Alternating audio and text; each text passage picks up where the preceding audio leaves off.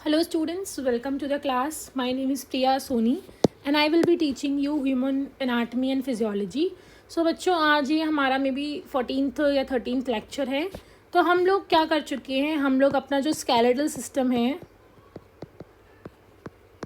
उसको कंप्लीट कर चुके हैं, राइट. उसमें हमने क्या क्या पढ़ा था, एक बार क्विक रिवीजन कर लेते हैं. मैं देख लेती हूँ रिकॉर्डिंग हो रही है या नहीं. ओके, रिकॉर्डिंग हो रही है. सो बेसिकली स्केलेटल सिस्टम दो टाइप का है. स्केलेटल सिस्टम में क्या क्या आता है, दो सिस्टम्स हैं, एक्सियल और अपेंडिकुलर. ठीक है.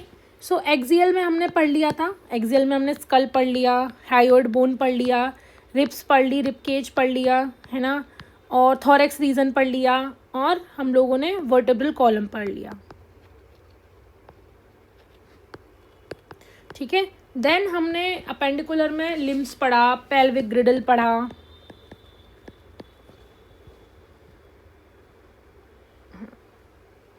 पेल्विक ग्रिडल पढ़ा,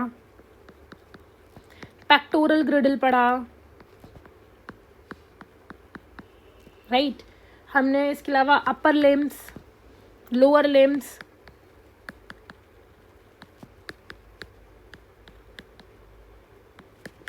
ये सब चीज़ें हमने पढ़ ली हैं. और हमारा इसके बाद हमने जॉइंट्स के बारे में पढ़ा, और जॉइंट से रिलेटेड कुछ डिजीजेज होती हैं हमने उसके बारे में पढ़ा. ठीक है. आज हम अपना नया टॉपिक स्टार्ट करने वाले हैं जो कि है हीमोपोइटिक सिस्टम. ये हमारा चैप्टर नंबर 5 है, D pharma human anatomy and physiology का चैप्टर नंबर 5 है जो कि है ब्लड. ठीक है. तो बच्चों ब्लड के बारे में हम पहले भी पढ़ चुके हैं. ब्लड क्या है, ब्लड एक तरीके का कनेक्टिव टिश्यू है ना. ये पूरी बॉडी को जोड़ता है, एक तरीके का कनेक्टिव टिश्यू है. जैसे हम लोगों ने इसको टिश्यू चैप्टर में भी पढ़ा था. टिश्यू चैप्टर में एक टाइप होता है कनेक्टिव टिश्यू. उस कनेक्टिव टिश्यू में ये फ्लूइड कनेक्टिव टिश्यू था.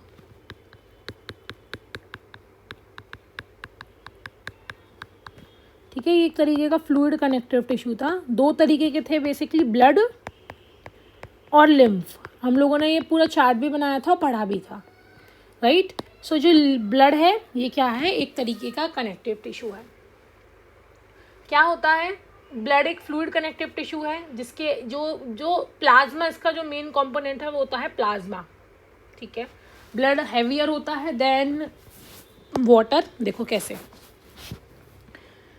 फॉर एग्जाम्पल कभी आपने जब अगर वाटरमेलन खाया होगा तो जो पिंक कलर की या रेड कलर की वाटरमेलन की सरफेस होती है उसके अंदर ऐसे ऐसे करके बीज पड़े होते हैं, राइट. ठीक है, मैं काम करती हूँ, मैं आपको बना के दिखाती हूँ.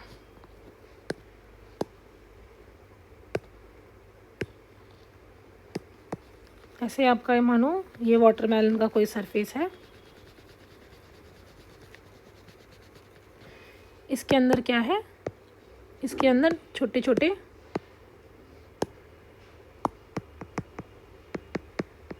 ऐसे ऐसे करके सेल पड़े हुए हैं. मैं जो ये वाइट में कर रही हूँ,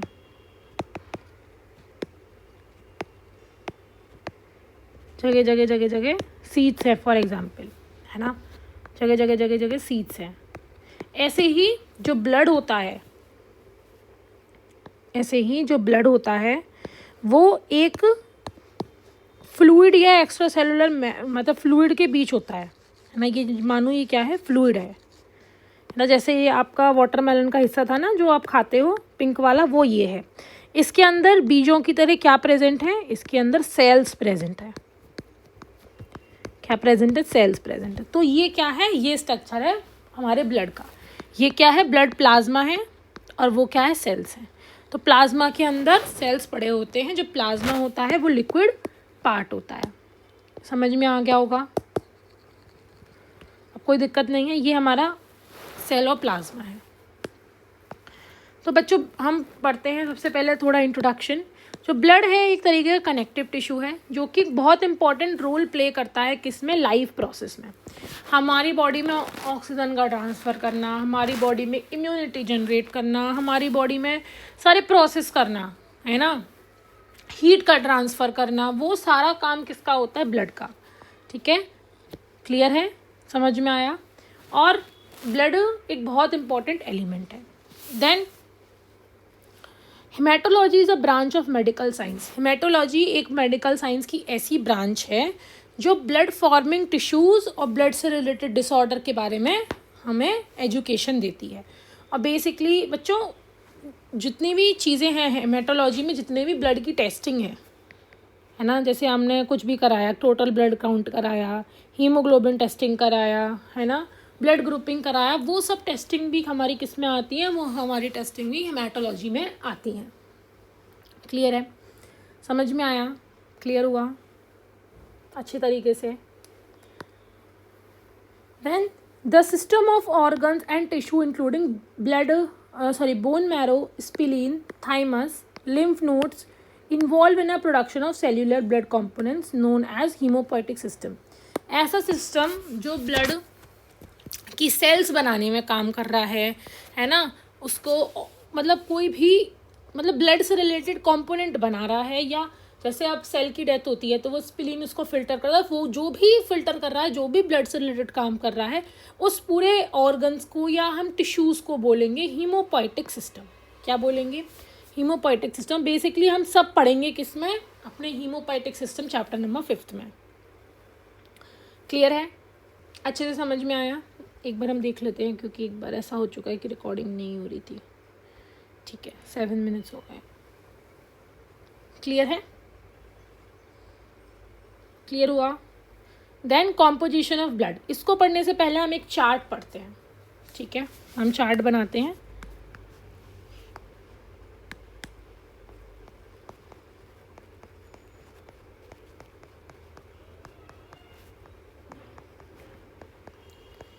कॉम्पोजिशन ऑफ ब्लड।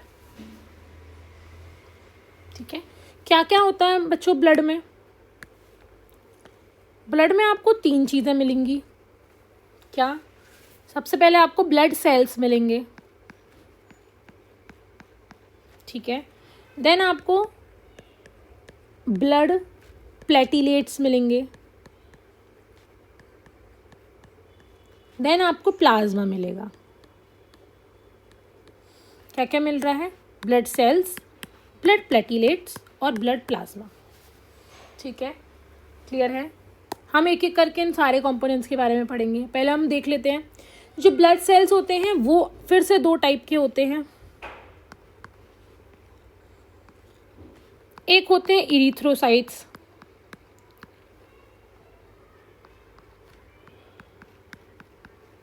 एक होते हैं ल्यूकोसाइट्स। कौन कौन से होते हैं? इरिथ्रोसाइट्स और ल्यूकोसाइट्स। देन जो इरिथ्रोसाइट्स होते हैं उनको हम जनरली क्या बोलते हैं? रेड ब्लड सेल्स बोलते हैं। हम इसकी शेप वेप हम हर चीज़ इसके बारे में डिटेल में पढ़ेंगे। और ल्यूकोसाइट्स होते हैं, हम इन्हें वाइट ब्लड सेल्स बोलते हैं। जो ल्यूकोसाइट होते हैं बेसिकली मेजर पार्ट है हमारी इम्यून सिस्टम का। ठीक है, तो फिर ये ल्यूकोसाइट भी 2 टाइप में डिवाइड होते हैं, है ना। ल्यूकोसाइट भी 2 टाइप के हैं, जो कि है ग्रेन्यूलोसाइट, ग्रेन्यूलोसाइट्स मतलब ग्रेन्यूल्स प्रेजेंट होते हैं, और ए ग्रेन्यूलोसाइट।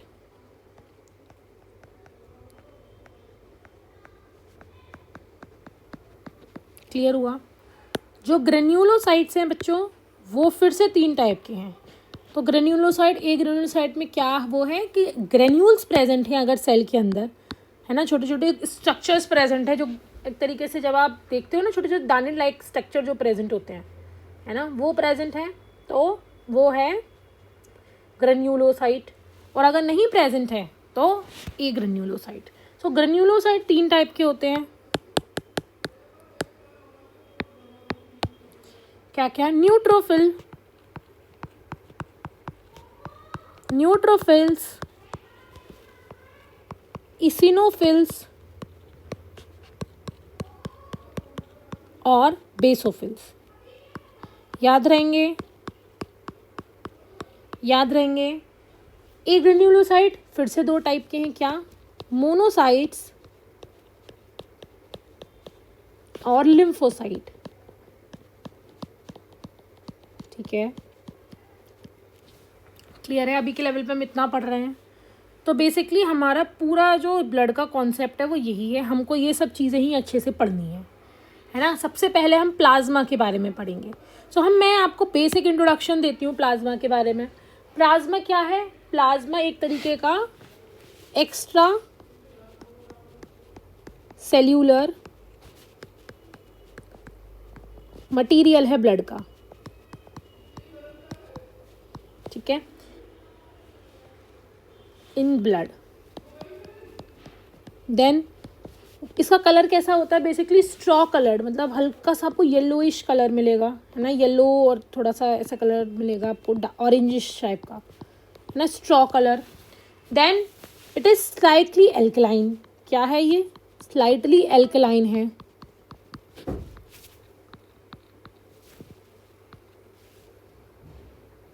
ठीक है, सॉरी,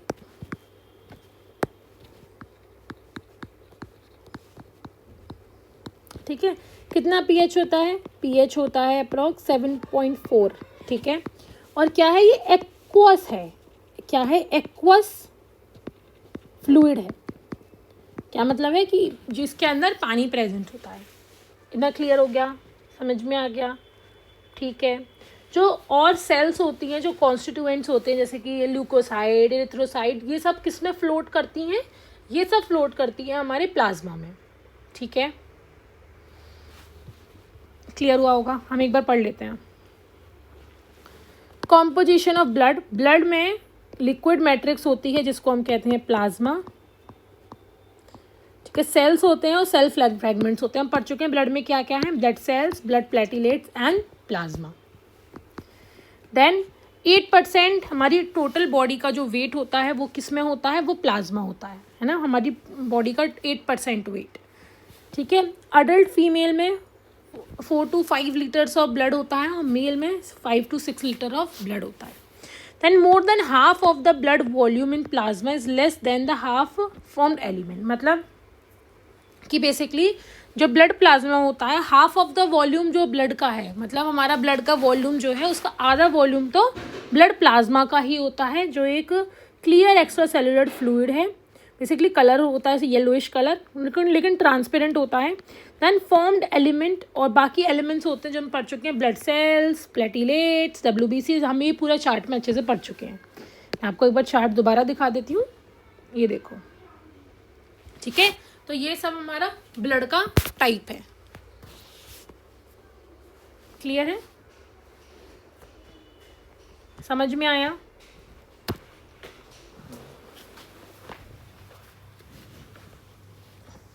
ठीक है, अब हम देखते हैं, अपना पढ़ते हैं आगे।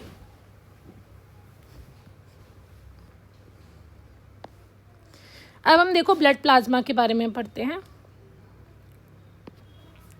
तो टोटल वॉल्यूम सेल का ब्लड का इतना होता है, जिसमें कि 2.7 to 3 लीटर जो है वो ब्लड प्लाज्मा होता है ह्यूमन में। 55% ब्लड का जो भी कंपोनेंट होता है वो प्लाज्मा होता है, बाकी का 45% सेल्यूलर कंपोनेंट्स होते हैं। ठीक है, क्या है? Cellular components. ठीक है, आप लिख लेना, यहाँ पे थोड़ा रॉन्ग हो गया है, समझ में आ गया होगा। देन ब्लड प्लाज्मा क्या होता है? ब्लड्स का लिक्विड मीडियम होता है, गोल्डन येलो कलर का होता है। तो हम एक बार ब्लड प्लाज्मा को और डिटेल में पढ़ लेते हैं, है ना, चार्ट बना के कि ब्लड प्लाज्मा में क्या क्या होता है। देन हम इसको और अच्छे से पढ़ेंगे। ठीक है, क्लियर है? सो हम अब चार्ट बनाओ, लिखो प्लाज्मा।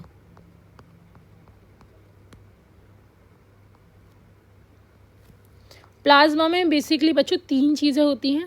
तो आप बताओ सबसे पहला क्या होगा? सबसे पहला है वाटर, क्योंकि ये एक्वस मीडियम है, अभी हमने बताया था एक एक्वस फ्लूइड है। तो सबसे जो मेन कंपोनेंट है वाटर। तो वाटर कितना होता है इसमें? 90% to 92% वाटर प्रेजेंट होता है प्लाज्मा में। ठीक है, क्लियर हुआ? समझ में आया? ठीक है, जो एक तरीके से इसको एक लिक्विड मीडियम फ्लूइड मीडियम बनाता है। देन सेकेंड है प्लाज्मा प्रोटीन।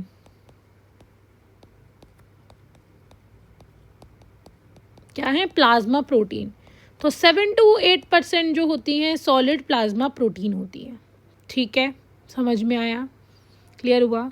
अब कुछ कुछ प्रोटीन्स के आपको नाम पता होने चाहिए जो प्रेजेंट होती हैं हमारे प्लाज्मा में। तो कुछ प्रोटीन्स का नाम मैं लिखवा रही हूँ, तो आप लिखो। जैसे कि पहली प्रोटीन है सीरम एल्ब्यूमिन।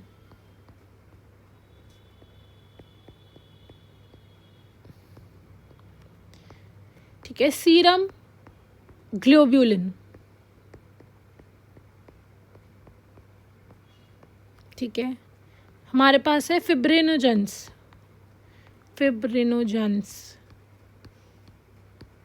और प्रोथ्रोम्बिन। ये कुछ तरीके की क्या है? प्लाज्मा प्रोटीन है जो कि प्रेजेंट होती है। और भी होती हैं, ठीक है, लेकिन ये मेन प्रोटीन्स यही होती हैं, है ना।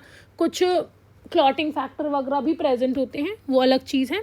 देन जो थर्ड चीज़ प्रेजेंट होती है ना, वो होती है क्या? वो होता है inorganic and organic. Inorganic and organic components, या प्लाज्मा में कुछ ऑर्गेनिक इनऑर्गेनिक कंपोनेंट्स भी प्रेजेंट होते हैं। जैसे कि क्या? जैसे कि कुछ मिनरल सॉल्ट्स प्रेजेंट होते हैं। सॉरी,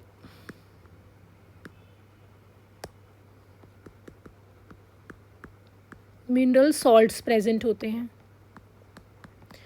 है ना। कुछ डिसॉल्व गैसेस प्रेजेंट होती हैं। ठीक है, कुछ डिसॉल्व गैसेस प्रेजेंट है और कुछ न्यूट्रिएंट्स भी प्रेजेंट होते हैं, क्योंकि हमें पता है ना कि न्यूट्रिएंट्स का ट्रांसफ़र भी ब्लड करता है। तो कुछ मिनरल सॉल्ट्स, है ना, कुछ गैसेस और ये सब चीज़ें प्रेजेंट होती हैं। ठीक है, आयंस वगैरह भी प्रेजेंट होते हैं। इतनी चीज़ समझ में आई? इतनी चीज़ क्लियर हो गई बढ़िया तरीके से? तो बच्चों एक चीज़ मैं आपको बताऊँगा, अगर आपने ग्लोब्युलेंस आपने कहीं और भी पढ़ा है, कहीं ये वर्ड जाना पहचाना लग रहा है कि ग्लोब्युलेंस?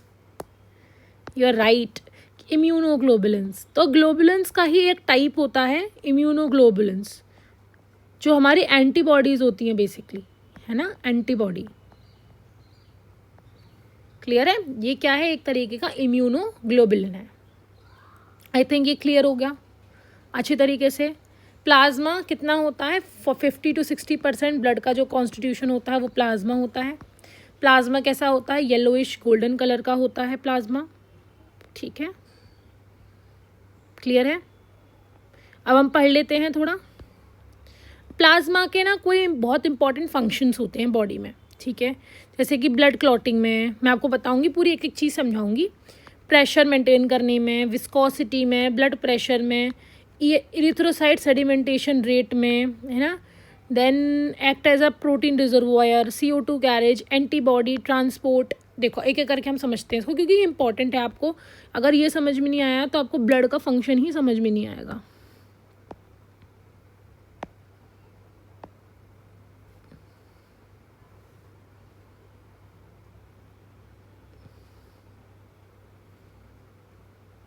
ठीक है, सो लेट्स स्टार्ट स्टूडेंट। सबसे पहला मैं जो आपको पढ़ाऊंगी वो है ट्रांसपोर्ट।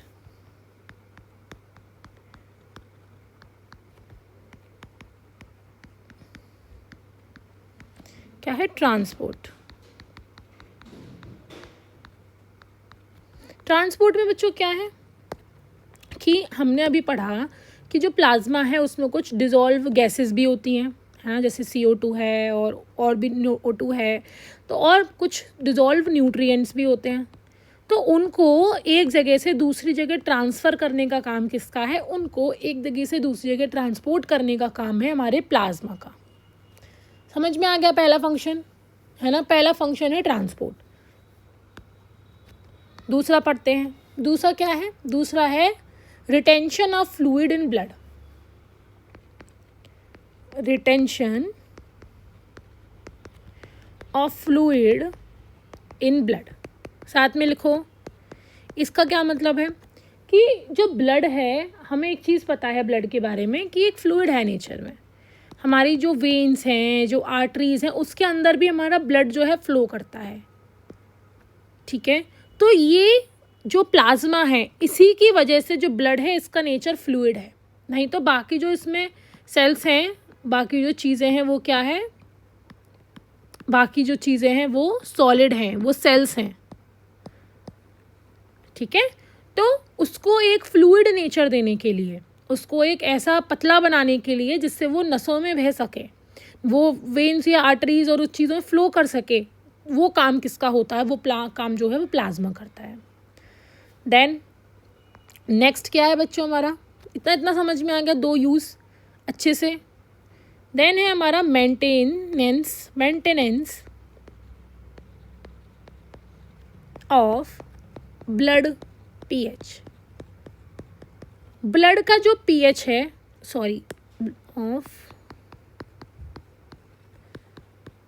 ब्लड का जो पीएच है, पावर ऑफ हाइड्रोजन है ना, उसको मेंटेन करता है। बेसिकली प्लाज्मा एक एसिड बेस बफर की तरह वर्क करता है, एसिड बेस बफर की तरह वर्क करता है।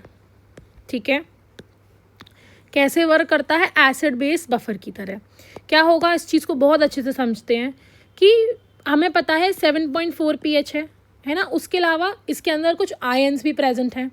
तो मानो कभी किसी वजह से हमारी बॉडी का जो पीएच है वो कम हो गया, तो प्लाज्मा क्या करेगा, उस पीएच को बढ़ा देगा बाय एडिंग सम आयंस। और अगर पीएच किसी वजह से बढ़ गया तो कुछ हाइड्रोजन आयंस मिला के, है ना, एसिड तरीके का एसिड रिलीज करके उसको कम कर देगा, है ना। बेसिकली ये हमारा जो प्लाज्मा है एक तरीके से एसिड और बेस बफर की तरह काम करता है। क्लियर हुआ, समझ में आ गया अच्छे से? ठीक है, अब नेक्स्ट है बॉडी इम्यूनिटी। क्या है, बॉडी इम्यूनिटी। अभी हमने पढ़ा कि प्लाज्मा के अंदर कुछ प्लाज्मा प्रोटीन्स हैं। ठीक है, और उन प्रोटीन्स में एक ऐसी प्रोटीन है जिसको हमने ग्लोब्यूलिन बोला, और हम उसको इम्यूनोग्लोबुलिन भी एक ग्लोबुलिन का टाइप है ना। और इम्यूनोग्लोबुलिन कुछ नहीं होती, हमारी बॉडी की एंटीबॉडीज होती हैं। तो बेसिकली एंटीबॉडीज कौन प्रोड्यूस कर रहा है, एंटीबॉडीज कहाँ प्रेजेंट है, प्लाज्मा में प्रेजेंट है। और एंटीबॉडी क्या करती हैं, कोई भी बाहर से पैथोजन आता है उनके अगेंस्ट फाइट करती हैं और हमारी बॉडी को इम्यून करती हैं। ठीक है, बॉडी की इम्यूनिटी किससे मिलती है, बॉडी की इम्यूनिटी हम लोगों को इम्यूनोग्लोबुलिन से मिलती है, एंटीबॉडीज से मिलती है। ठीक है, इतना अच्छे समझ में आया, क्लियर हुआ। नेक्स्ट यूज़ पढ़ते हैं, प्रिवेंशन ऑफ, नेक्स्ट है प्रिवेंशन ऑफ ब्लड लॉस।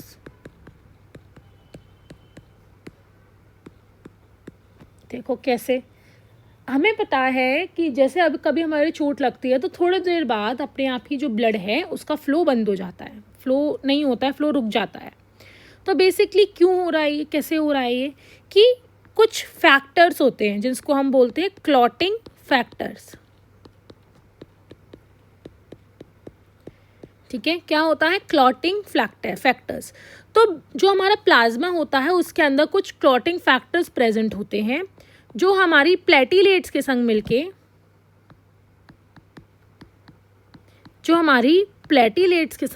क्या करते हैं, ब्लड क्लॉटिंग में काम करते हैं, ब्लड को रोकने में एक तरीके से जाली लाइक स्ट्रक्चर बना लेते हैं किसी भी वुंड पे, जिससे ब्लड क्लॉटिंग होती है और दे स्टॉप ब्लीडिंग। ठीक है, तो क्लॉटिंग फैक्टर्स और प्लेटिलेट्स मिलके ब्लड क्लॉटिंग करते हैं और ब्लीडिंग को रोकते हैं। और ये जो क्लॉटिंग फैक्टर्स है वो कहाँ प्रेजेंट होते हैं, ये क्लॉटिंग फैक्टर्स हमारे ब्लड प्लाज्मा में प्रेजेंट होते हैं। ठीक है, नेक्स्ट इसका फंक्शन पढ़ते हैं, ये भी एक इम्पॉर्टेंट फंक्शन है, कंडक्शन ऑफ हीट। आपने कंडक्शन कन्वक्शन सब पढ़ रखा होगा पहले की क्लास में। Conducting heat, to the skin for dissipation.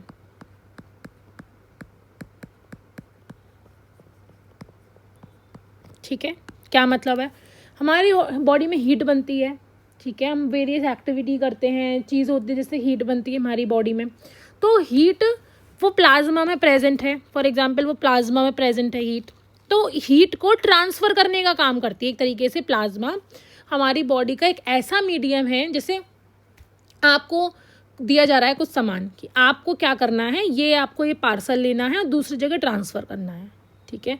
अगर आप ये कम कर पा रहे हो तो आप क्या हो, एक कंडक्टिंग चीज़ हो, कंडक्टर हो आप।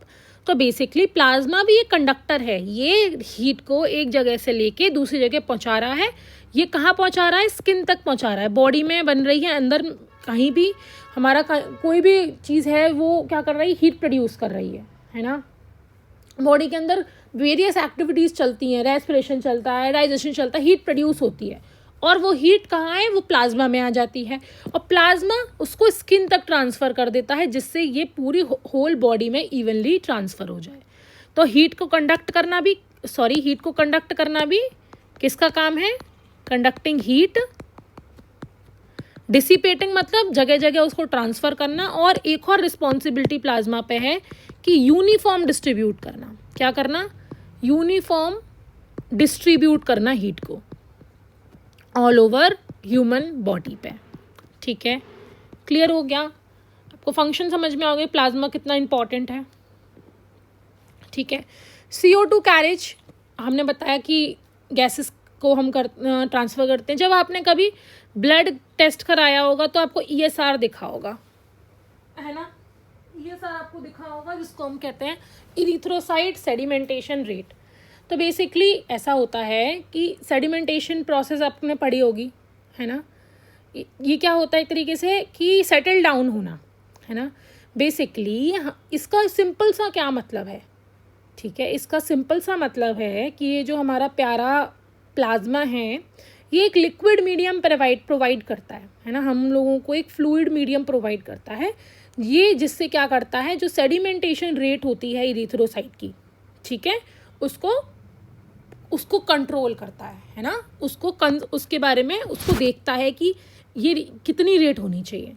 ठीक है, तो देखो क्या होता है, बेसिकली ये टेस्ट जो होता है इरिथ्रोसाइट सेडिमेंटेशन रेट, ये पता लगाता है कि कितनी जल्दी जो रेड ब्लड सेल है एक बॉटल में, एक बॉटम जो ट्यूब होता है, एक टेस्ट ट्यूब लेते हैं, उसमें नीचे सेटल डाउन हो जाता है ना, कितना टाइम ले रहा है वो नीचे सेटल डाउन होने में, इसको हम कहते हैं इरिथ्रोसाइट सेडिमेंटेशन टेस्ट। समझ में आया, क्लियर हुआ।